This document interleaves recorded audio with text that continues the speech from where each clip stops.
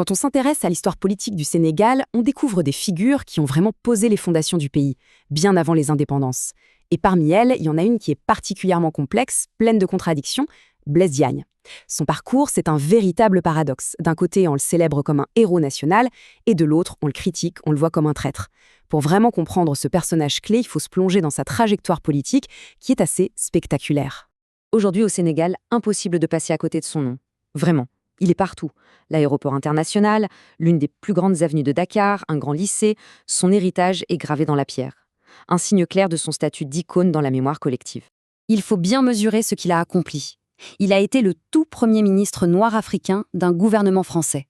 C'est un exploit historique, une première absolue, qui a brisé un plafond de verre au plus haut niveau de la République. Ça a complètement changé la perception de ce qu'un Africain pouvait devenir. Mais voilà, cette image de pionnier, elle est sérieusement écornée.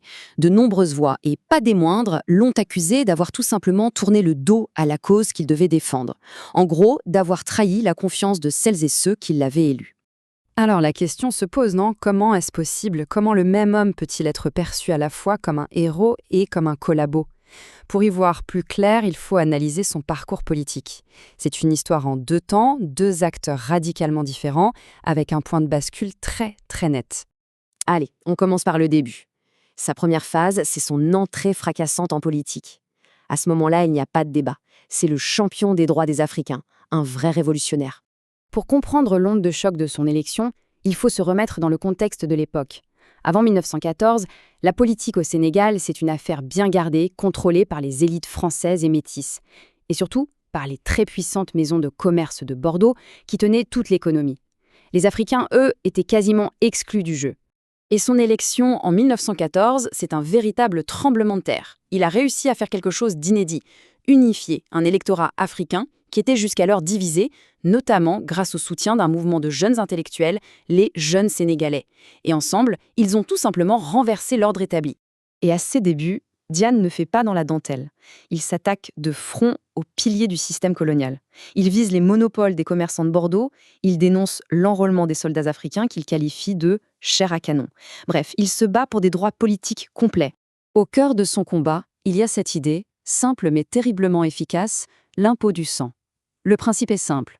Si les Africains sont assez bons pour mourir pour la France sur les champs de bataille, alors ils doivent être assez bons pour vivre en France en tant que citoyens à part entière. C'est une exigence de justice, tout simplement. Et ce combat, il le gagne. Ça donne la fameuse loi Blaise Diagne de 1916. C'est une victoire monumentale qui accorde la citoyenneté française aux habitants des 4 communes. Et il y a un détail crucial.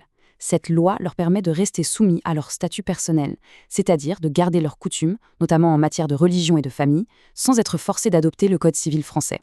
Jusqu'ici, on a le portrait d'un combattant, d'un héros, n'est-ce pas? Mais en 1923, tout bascule. Un seul événement va complètement réorienter sa carrière et son héritage. C'est la fin du Diagne radical. Cet événement, c'est le Pacte de Bordeaux. En coulisses, il passe un accord politique avec les forces qu'il avait toujours combattues. Le deal, il arrête de critiquer les intérêts commerciaux bordelais et en échange, on lui garantit son siège de député aux prochaines élections. C'est le début d'une toute nouvelle alliance. Après ce pacte, la transformation est rapide, elle est totale. L'opposant farouche au système colonial devient l'un de ses plus loyaux administrateurs. Et là, le contraste est juste saisissant. Le champion des Africains devient l'allié du commerce de Bordeaux. Celui qui se battait contre les intérêts coloniaux se met à collaborer avec eux. Le défenseur des soldats africains devient un ministre qui incarne l'assimilation. Et le plus choquant, peut-être, c'est que celui qui dénonçait l'exploitation ira jusqu'à nier l'existence du travail forcé. Et cette intégration au système, elle atteint son apogée en 1931. C'est l'année où il est nommé sous-secrétaire d'État aux colonies. Il devient ainsi le premier ministre noir africain de la République française. Ce moment, c'est sans doute le plus symbolique de sa volte-face. On est à Genève, à la Conférence internationale du travail. En tant que représentant de la France, il prend la parole devant le monde entier. Et il nie l'existence du travail forcé en Afrique française. C'est une défense publique du système colonial, en contradiction totale avec ses combats de jeunesse. Alors, on en nous vient à notre question de départ. Comment réconcilier ces deux visages, le champion de 1914 et le collaborateur des années 30 ? C'est là que toute la complexité de son héritage entre en jeu. Ce qui est fascinant, c'est que même ses successeurs, comme Léopold Sédar Senghor, futur président du Sénégal, ont une vision très nuancée. Senghor, qui a bien connu Diane, le voyait quand même comme un précurseur, quelqu'un qui a ouvert une voie et qui a été essentiel à la prise de conscience africaine. L'argument principal pour nuancer son parcours, c'est le suivant. D'accord, il a fini par rejoindre le système, mais pour y arriver, il a d'abord dû en forcer la porte. En faisant ça, il a créé un précédent, il a changé ce qui était imaginable pour un homme politique africain. Il a ouvert une brèche dans laquelle les futurs leaders de l'indépendance ont pu s'engouffrer.